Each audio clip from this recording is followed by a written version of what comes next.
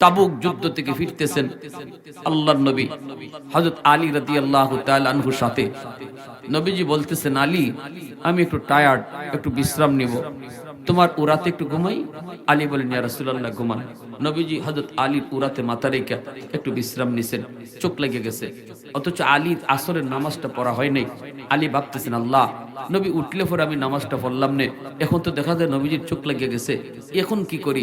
হযরত আলী পেরেশান, হায়রে এখন কি নবীরে ডাক দিমু নাকি সূর্য ডুবে যাবে, আমার নামাজ কাজা হয়ে যাবে?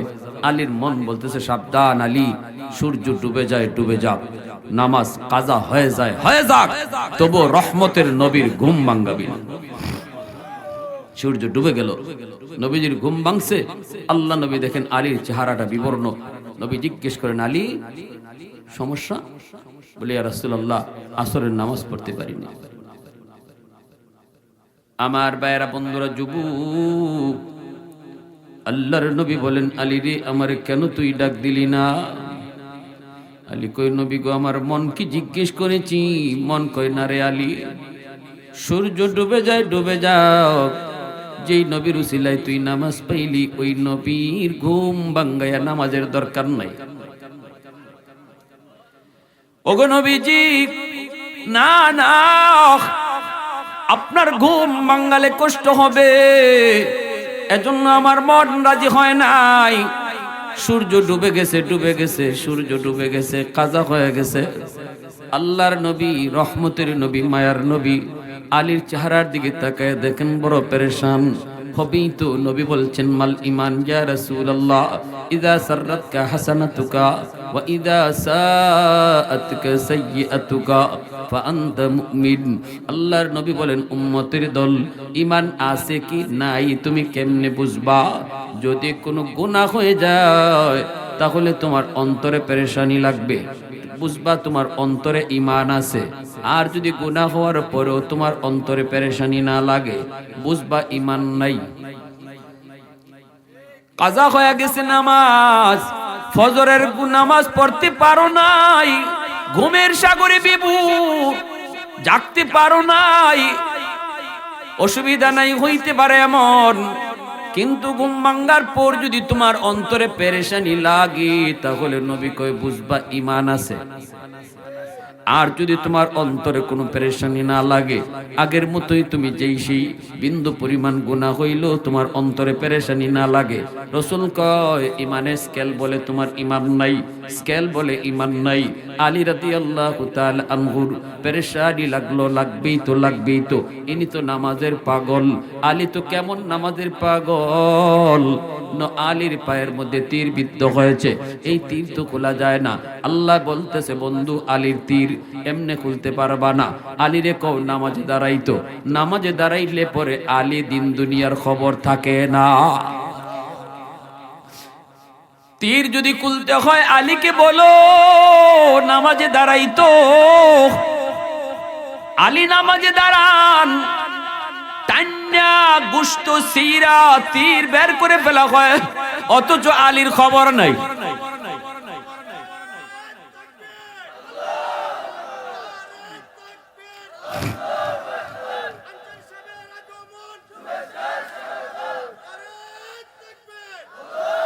আর যেই আলী নামাজের আগে তীর ধরলে পরে চিৎকার দিয়ে উঠতেন, সেই আলী নামাজের ভিতরে তীর খোলার পরেও কয়, নবী গো নামাজ তো শেষ করে ফেললাম, তীর খুললেন না কেন? সুবহানাল্লাহ, জোরে কোন। আল্লাহ নবী কয়, আলী নিজের পায়ের দিকে তাকায় দেখ, রক্ত ঝরে, তোর খবর ছিল না। এত নামাজের পাগল আলী, সেই আলীর আসরের নামাজ কাজা হয়ে গেল, চেহারা তো বিবর্ণ হবেই। আল্লাহ নবী, রহমতের নবী, সাথে সাথে হাত দুইটা আসমানের দিকে বাড়ায় বলতেছে, আল্লাহ ও মালিক, তোমার সূর্য ডুবে গেছে, সূর্য তোমার ইচ্ছায় তোমার আদেশ ছাড়া ডুবে না গো আল্লাহ, তোমার আদেশে সূর্য উঠে, তোমার আদেশে সূর্য ডুবে। আজকে তোমার সূর্য ডুবে গেল, অথচ আমার আলী তোমার বন্ধুর একটু আরামের জন্য তার নামাজটা কাজা হয়েছে। সূর্য ডুবে গেছে। আল্লাহ, আলী নিজে নিজে নামাজ কাজা করে নাই, কাজা করেছে তোমার বন্ধুর একটু আরামের জন্য। যদি এমনই হয়, হাত দুইটা বাড়ায় দিছি মালিক, এই হাত আসমানের উপরে থাকতে থাকতে ডুবন্ত সূর্য আবার তুমি আকাশে উঠাও। আল্লাহু আকবার, জোরে খাও। ওগো মালিক, ডুবন্ত সূর্য আকাশে উঠাও, যেন আলী টাইম মতো আসরের নামাজ পড়তে পারে। আল্লাহু আকবার। আমার নবী হাত উপরে উঠানো থাকতে থাকতে ডুবন্ত সূর্য আল্লাহ আবার আকাশে উঠায় দিছেন। রদ্দের শামস নামক কিতাবের ভিতরে লিখেন, নবীজির হাতের এত দাম, ওই হাত উপরে থাকতে থাকতে আল্লাহ পাক ডুবে যাওয়া সূর্য আবারও আকাশে উঠায় দিছে। আলী টাইম মতো আসরের নামাজ আদায় করেছেন। উলফত মে তেরি ওয়াইসি নে দন্দান কুতুরা, বু বকর উমর নকশ কদম তেরা ন ছুরা। উলফত মে তেরি ওয়াইসি নে দন্দান কুতুরা, বু বকর উমর নকশ কদম তেরা ন ছুরা। ऐ उश्शाक़ नबी वाक़े असरार मदीना, सुल्तान का सुल्तान है सुल्तान मदीना, सरकार का सरकार है सरकार मदीना, गुलजार का गुलजार है गुलजार मदीना। मोहब्बतेर साथे आवाज दिया बोलें अल्लाहु আকবার। তওবাকারীর আমল কি? কয় আমল লাগে না, তওবা এমন পাওয়ার, গুনাহকে নেকি বানায় দেয়। এজন্যই হযরত আবু বকর সিদ্দিক রাদিয়াল্লাহু তাআলা আনহু হযরত ওমর ফারুক রাদিয়াল্লাহু তাআলা আনহুকে সম্বোধন করে বলেন, ভাই ওমর, তোমার জীবনের নেকি আমি আবু বকরের চেয়ে বেশি। হযরত ওমর বলেন, এটা আবার কেমন কথা? আপনি হলেন উম্মতের মধ্যে শ্রেষ্ঠ, সকল উম্মতের মধ্যে আপনার মর্যাদা বেশি, নবীর পরে আর উম্মতের উপরে আপনার মর্যাদা, সেখানে আমি ওমর নেকির দিক দিয়ে আপনার চেয়ে বেশি। এটা কেমনে বললেন? কোন যুক্তিতে বললেন? কোন দলিলে বললেন? আবু বকর সিদ্দিক বলেন, কোরআনের আয়াত হলো দলিল। বলে কি? কোরআনের আয়াতে আমি উমরের জীবনের নেকি বেশি কইছে, এটা কোন আয়াত? বলে আয়াত হলো ইল্লা মান তাবা ওয়া আমানা ওয়া আমিলা আমালান সালিহা ফাউলাইকা ইউবাদদিলুল্লাহু সাইয়্যাতিহিম হাসানাত। এই আয়াতে আল্লাহ বলছেন, যার জীবনে যত গুনাহ, যার জীবনে যেই পরিমাণ গুনাহ, তওবার খাতিরে আল্লাহ ওই পরিমাণ গুনারে এই পরিমাণ নেকি বানায়। যদি এই হয়, তাহলে তুমি উমর বলো, ইসলাম গ্রহণ করার আগে তুমি আমার চেয়ে বেশি গুনাহ করছো না? হযরত ওমর কয়, হ্যাঁ এটা তো ঠিক, গুনাহ আমার বেশি।